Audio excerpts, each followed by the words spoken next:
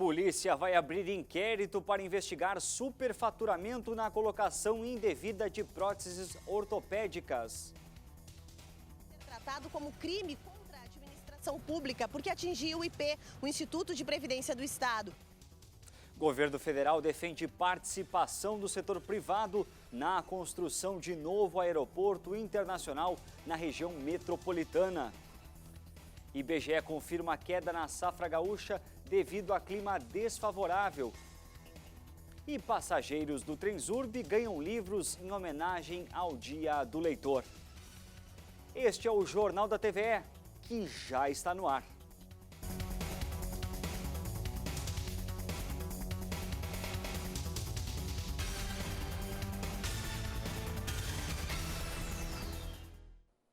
Boa noite. O ministro da Aviação Civil afirmou que o governo federal aposta na parceria público-privada para modernizar a aviação comercial gaúcha.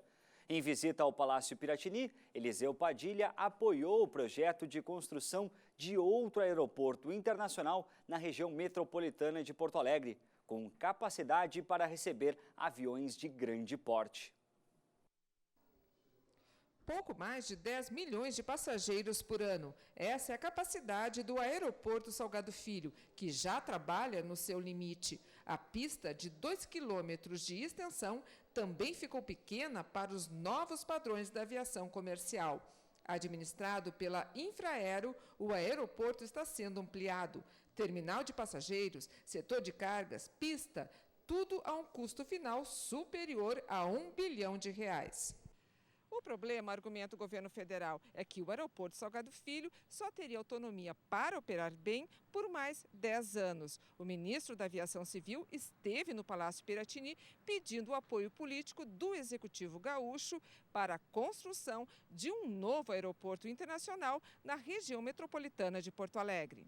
A proposta é passar a administração do Salgado Filho para um consórcio privado, sob o regime de concessão por um período de 20 ou 30 anos. Em troca, o gestor também ficará responsável pela construção do novo aeroporto de cargas e passageiros, batizado de 20 de setembro. A área escolhida fica entre os municípios de Portão e Nova Santa Rita, distante cerca de 20 quilômetros do Salgado Filho. A nossa posição é sugerir, porque é simples, é o que faria qualquer um dos nossos telespectadores ou ouvintes ou qualquer um de vocês.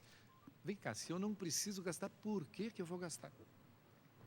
Não precisa, o mercado quer o aeroporto, então vamos entregar para o mercado que ele vai fazer o que fez em Brasília, um aeroporto de caráter de primeiríssima linha, de caráter internacional. Vamos apostar nisso. Nós vamos participar desse processo e tenho certeza que terá de nós aqui do Estado e do governo do Estado todo o apoio. É um grande desafio e por ser esse desafio da forma como ele está colocado, nós vamos participar de forma integrada e positiva, porque sabemos que esta questão é uma questão que serve também para o desenvolvimento econômico e o progresso do Rio Grande do Sul. Representantes da Polícia Civil e da Procuradoria-Geral do Estado, que atuam nas investigações sobre a colocação indevida de próteses ortopédicas, se reuniram hoje. As denúncias envolvem empresas, escritórios de advocacia e médicos que montaram um suposto esquema falsificando documentos para conseguir liminares, obrigando o Estado a fornecer os equipamentos sem necessidade e com preço acima da média.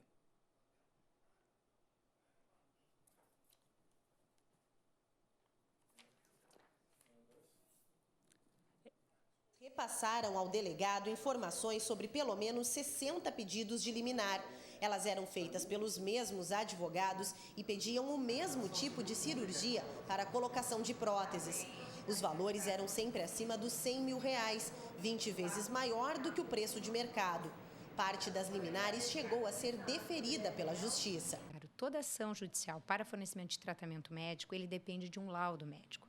Então, o judiciário, quando ele recebe a ação, ele olha o laudo médico que diz que o paciente tem necessidade de fazer determinado procedimento e muitas vezes ele diz que aquele procedimento ele é urgente sob pena de ter algum risco para a vida do paciente ou até uma sequela. Nesse caso, ainda que o valor seja exorbitante, o fato é que existe uma prescrição médica que atesta aquela necessidade. Então, muitas vezes, é isso que o juiz se embasa e se entende, porque é uma opinião técnica, para ele poder deferir liminar. O caso vai ser tratado como crime contra a administração pública, porque atingiu o IP, o Instituto de Previdência do Estado. 60 pessoas que colocaram as próteses vão ser chamadas para dar explicações à Polícia Civil. Por mês, o IP gasta cerca de R$2 milhões com o cumprimento de liminares. Hoje, o delegado responsável pelo caso fez diligências em um órgão municipal de saúde. Ele ainda vai se reunir com a direção do IP e com a Polícia Federal, que também investiga o caso. O inquérito está sendo instaurado. Está sendo instaurado sobre esses fatos trazidos pela Procuradoria do Estado até a Polícia Civil. A polícia tinha inquérito sobre outros fatos, né, que são similares a estes. Nós vamos agora instaurar um novo inquérito para investigar novos fatos que envolvem novas pessoas. Mas tudo isso, por enquanto, ainda está muito no início, muito incipiente. A administração do Hospital Parque Belém garante que a UTI apresenta condições de funcionamento, apesar da decisão da Prefeitura de Porto Alegre sobre a retirada dos pacientes da unidade. Já o sindicato que representa os funcionários questiona a capacidade da instituição de honrar os compromissos com a categoria. A suspensão temporária de internações foi um pedido de representantes do próprio corpo clínico do hospital, que devem se desligar amanhã da instituição. Eles alegam a falta de condições de trabalho, ausência de medicamentos e equipamentos, além do atraso no pagamento dos salários de dezembro, férias e 13º. Ontem, um protesto organizado por funcionários e pelo sindicato da categoria chamou atenção para a situação do hospital, que ainda em dezembro recebeu mais de R$600 mil pela Prefeitura via Ministério da Saúde. A situação ali ficou delicadíssima, mas que chegou no limite. No dia 14, os trabalhadores vão se reunir para ver qual é a atitude vão tomar. Deve haver uma rescisão indireta em massa lá para poder garantir as suas decisões, as suas parcelas decisórias. Para o presidente do Sindisaúde, falta transparência no investimento de recursos e um maior controle por parte da Prefeitura. Segundo ele, a situação já se arrasta há 4 anos. Você não tem um relatório de gestão que você possa acessar e ver o que realmente acontece. Falta transparência nos hospitais filantrópicos. Isso é líquido e certo. Ainda segundo o presidente do Sindisaúde, apesar de necessário, o fechamento da UTI adulta do Hospital Parque Belém só piora a situação financeira da instituição, uma vez que as unidades de tratamento intensivo são responsáveis por grande parte da receita dos hospitais. Já o secretário municipal, Carlos Casartelli, afirmou ontem em coletiva de imprensa que o fechamento da UTI do hospital não representa um grande problema para a cidade. O número de pacientes atendido pelo Hospital Parque Belém, há muito tempo que ele não é significativo. Então, nós já fomos obrigados, durante todas essas crises que o hospital teve, a redirecionar vários dos atendimentos que eram feitos para o Hospital Parque Belém, como ano passado, né, que eles deixaram de atender a traumatologia. Nós tivemos que direcionar isso para os demais prestadores. A instituição ainda não foi notificada pela Secretaria Municipal de Saúde sobre o fechamento da UTI e mantém 2 pacientes internados. Segundo a superintendente do hospital, a instituição não registra falta de equipamentos nem medicamentos, embora a situação do estoque seja ainda mais delicada. Acho que é necessário mais leitos de UTI dentro do município de Porto Alegre. A gente vê toda hora situações, né, e acredito que isso não vai se constituir, né, de fechamento da UTI. Hoje a gente não tem nenhum ponto técnico para fechamento da UTI. Se a vigilância vier aqui olhar, nós estamos de acordo. Sobre o recurso recebido pela Prefeitura, que seria de R$488 mil, Cláudia esclarece que o montante era relativo ao pagamento de serviços prestados ao SUS em novembro e não contemplava, por exemplo, o salário dos funcionários. Quem tem vencimento superior a R$ 1.500, em dezembro recebeu apenas parte do salário. A situação deve ser normalizada em menos de uma semana. Já o pagamento do 13º, compromisso firmado com o Sindisaúde e Ministério Público, deve ser cumprido conforme o planejado. Por votação, os próprios colaboradores aceitaram que se usasse o recurso para pagamento do salário do mês de dezembro e deixasse, então, nessa situação de eu apresentar uma proposta no início de janeiro de como seria feito o pagamento do 13º. E foi o que eu fiz, apresentei a proposta de 3 parcelas de pagamento de 13º. Com os estoques em níveis preocupantes no começo do ano, o Hemocentro do Estado fez mais um alerta aos doadores. A instituição necessita de sangue de todos os tipos. O Hemocentro funciona de segunda a sexta-feira, das 8 da manhã às 6 da tarde, na Avenida Bento Gonçalves, número 3722, em Porto Alegre. Informações pelo telefone 3336-6755 ou pelo site www.hemocentro.rs.gov.br. O novo comandante-geral da Brigada Militar negocia com as secretarias da Fazenda e da Segurança Pública a liberação de hora extras e a nomeação de 2.000 concursados da corporação. O coronel Alfeu Freitas Moreira assumiu hoje o cargo. O governador José Ivo Sartori passou a tropa em revista na chegada ao Departamento de Ensino da Academia Militar e participou dos rituais de troca de espadas na presença de representantes de todas as divisões da brigada. O então comandante, coronel Silanos de Oliveira Melo, que vai para a reserva, transmitiu o cargo ao novo comandante-geral, Alfeu Freitas Moreira. Ainda antes de assumir o cargo, o coronel Freitas já esteve em reunião ontem com as secretarias da Fazenda e da Segurança sobre a nomeação de 2.000 concursados, suspensa por decreto do governador, e a liberação de horas extras. Horas extras, nós estamos ainda em discussão com o governo, buscando mostrar para o governo uma suplementação, dentro da cota necessária para que não haja um prejuízo à atividade de polícia ostensiva e de bombeiros. Isso nós estamos trabalhando. Não é desculpa para a Brigada Militar, para qualquer comandante dizer que não tem efetivo. Isso é um fato, isso é histórico e tão cedo nós vamos resolver. Então isso não serve desculpa. O que nós temos que exigir, a comunidade tem que exigir, a imprensa tem que exigir, é que os oficiais de polícia militar, que são gestores da instituição, desde a fração mais na pequena cidade, melhor empreguem, melhor planejem o emprego de seus efetivos. O governador Sartori reafirmou que setores prioritários como saúde, educação e segurança serão preservados. Especificamente sobre as horas extras, adiantou que os cortes serão avaliados caso a caso e por setor. Aqueles que estão na atividade específica, momentânea e ocasional, e agora é sazonal também, especialmente nas áreas de praia e companhia, se manterão a normalidade. Vamos avaliando caso a caso, situação a situação, mas é preciso ter um mínimo de cautela em relação a todas as questões para podermos prestar um bom serviço público.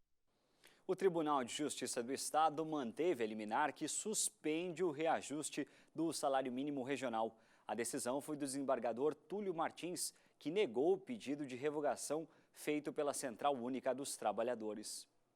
Com isso, o efeito da lei que concede 16% de aumento para o piso fica suspenso até o julgamento do processo no TJ. O projeto de lei que reajusta o salário mínimo regional foi aprovado na Assembleia e sancionado em dezembro. O aumento deveria entrar em vigor no dia 1º de fevereiro, mas foi suspenso pelo tribunal a pedido da FEComércio. Se o reajuste for aplicado, a primeira faixa salarial no estado passará de R$ 868 para R$ 1.006. Lívia Guilhermano para o Jornal da TV, segunda edição. O IBGE confirmou hoje que o clima desfavorável provocou quebra na última safra de grãos no Rio Grande do Sul. Já para este ano, a expectativa é de que pela primeira vez a área plantada com soja no estado ultrapasse os 5 milhões de hectares. Conforme o IBGE, em 2014, a soma das safras de verão e inverno chegou a 28,8 milhões de toneladas no estado. Isso representa uma queda de quase 5% na produção em comparação ao ano anterior. Esse percentual está relacionado à diminuição da produção das lavouras de inverno, como a de trigo, que apesar do aumento de 11% na área de plantio, teve a produção reduzida pela metade. Com a queda do rendimento médio de 50%, a produção também teve uma queda muito grande, em torno da metade da produção em relação a 2013. E o pior não é só a queda para metade da produção, é também a qualidade do grão. porque em função da péssima qualidade não deu nem preço de comercialização e muitos dessa produção de trigo foi para a ração. Não teve preço para a indústria. Para 2015, o destaque é a lavoura de soja. Pela primeira vez, a área plantada deve ultrapassar os 5 milhões de hectares. Essa área já está toda semeada, então já é um número mais ou menos consolidado. E a previsão que se tem é de uma safra excelente em função das condições climáticas, principalmente para as lavouras de sequeiro, como soja e milho. Já a lavoura de milho teve queda de produtividade nos últimos anos. Pelo segundo ano consecutivo, nós vamos ter menos de 1 milhão de hectares cultivados com milho no estado. Isso e principalmente em função da substituição pela soja. Isso é lamentável porque o produto milho é fundamental para as propriedades do Rio Grande do Sul e tem-se essa possibilidade até de ter que haver uma importação de outros estados de milho para atender a necessidade aqui dos consumidores de milho do estado. E a cesta básica de Porto Alegre fechou 2014 com alta acumulada de quase 6%. Com isso, a capital gaúcha encerrou o ano com o terceiro maior valor do país, perdendo apenas para São Paulo e Florianópolis. Conforme o Diese, os 13 itens que compõem a cesta passaram a custar quase R$20 a mais. Os produtos com maiores altas foram a carne, banana, arroz, pão e café. Já os itens que tiveram queda foram o feijão, leite, tomate e o óleo. No mês de dezembro, o trabalhador que recebeu o salário mínimo comprometeu cerca de 52% da renda com a compra da cesta básica de Porto Alegre. E o Departamento de Trânsito do Estado já conta com um novo diretor-geral. Com a nomeação, a expectativa é de que as carteiras de habilitação e as carteiras de regularização dos veículos sejam entregues aos condutores e proprietários de automóveis até a próxima semana. Desde o dia 1º de janeiro, 25 mil carteiras de habilitação e mais de 100 mil documentos de veículos não foram emitidos. O diretor-geral interino do Detran, que recentemente foi empossado, garante que a situação está sendo regularizada. Todas as medidas já foram adotadas, então, para efetivar essa regularização documental. E até o final da semana que vem, com todos os esforços adotados pelo Detran, pela Corag, Procergs, a Interprint e o Correio, nós estaremos, então, com a situação normalizada. O atraso não deve afetar o envio dos documentos de regularização dos veículos, mas para evitar transtornos, o diretor do Detran salienta que os motoristas podem procurar os CRVAs para a emissão de um documento provisório.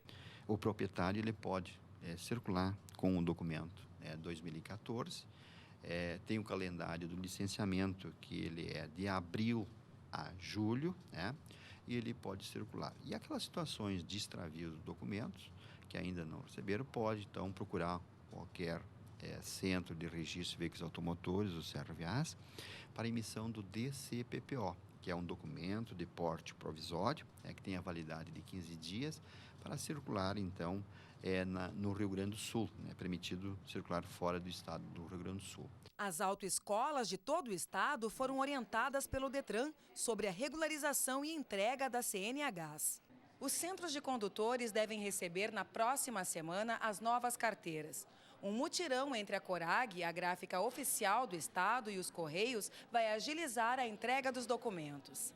Neste CFC da capital, o atraso na expedição do documento na primeira semana de janeiro não trouxe e não deve trazer maiores problemas.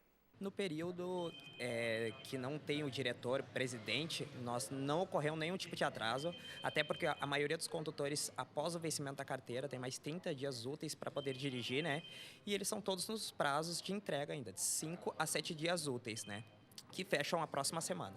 O último levantamento da FEPAM aponta que dos 83 pontos analisados, 17 estão impróprios, 3 a mais que a pesquisa anterior realizada no mês passado. No litoral norte, os únicos pontos não recomendados para banho são a Prainha, em Torres, e a Lagoa do Peixoto, em Osório. No litoral médio estão impróprios os balneários de Arambaré e Tapes. Aqui na capital, o DEMAI também divulgou um relatório.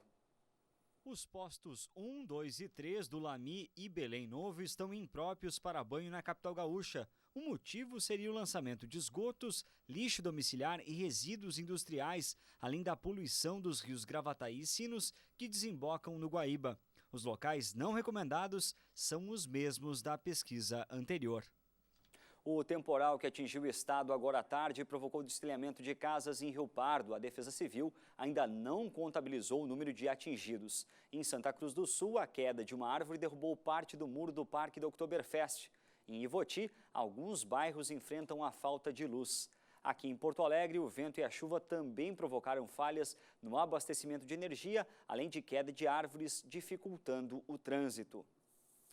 E a instabilidade atmosférica vai continuar nos próximos dias devido ao avanço da frente fria no estado. Há previsão de novos temporais na madrugada de sábado, quando haverá maior predomínio de chuva. As temperaturas vão estar elevadas em todas as regiões, com máximas acima de 30 graus. É hora da previsão. E o fim de semana não será de sol para quem está planejando ir para o litoral norte. Os próximos dias serão de nuvens em todo o estado. Na região metropolitana, períodos de nublado serão intercalados com a chuva a qualquer hora. Em Porto Alegre, a mínima será de 24 graus. No norte, as pancadas são esperadas a partir da tarde e se estenderão pela noite. Em Erechim, a máxima será de 32 graus. Na fronteira oeste, o dia será de pancadas de chuva com trovoadas. Em Rosário do Sul, a mínima ficará em 23 graus.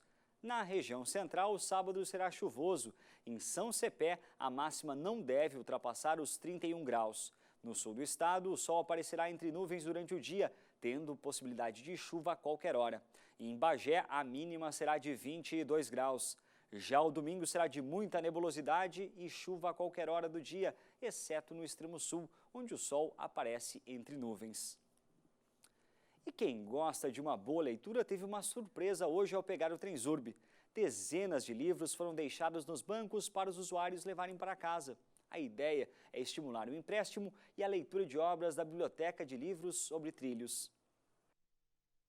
Amanda deu sorte ao escolher o lugar para sentar no trem. Eu adorei porque eu sou fã do Senhor dos Anéis, então caiu como uma luva o livro para mim. Eu adorei a ideia, seria muito bom se tivesse todo dia o livro assim, pra gente ler. Assim como ela, os outros passageiros reagiram com surpresa ao ver os livros dispostos sobre os bancos. É a segunda vez que a Transurb promove esta ação para estimular a leitura entre os usuários. Como a aceitação foi muito grande dos usuários, a gente resolveu repetir essa ideia. O objetivo é, claro, o incentivo à leitura e também divulgar a Biblioteca Livros sobre Trilhos, que fica aqui na plataforma de embarque da Estação Mercado. Cada usuário que encontrar um livro ao entrar no trem pode levá-lo para casa e aproveitar a leitura. O marcador de páginas traz o lembrete de que é preciso devolver a obra para que ela encontre um novo dono. Quem utiliza o Transurb diariamente aprovou a iniciativa. Tem pessoas que fazem um longo percurso, Enquanto isso, vai lendo, é muito bom. Aprovado. Muito bem bolada essa iniciativa, deveria ter sido feito antes. Uma boa ideia, apesar de eu não ter muito hábito de ler, eu acho que é uma boa. Para fazer a devolução do livro, é preciso ir até a biblioteca que fica na plataforma de embarque da Estação Mercado, em Porto Alegre. Quem quiser pode fazer um cadastro para aproveitar o acervo de cerca de 6.000 títulos. Para isso, é preciso apresentar documento de identidade, CPF e comprovante de residência, além de uma foto 3x4. A biblioteca funciona de segunda a sexta-feira, das 10 da manhã às 8 horas da noite.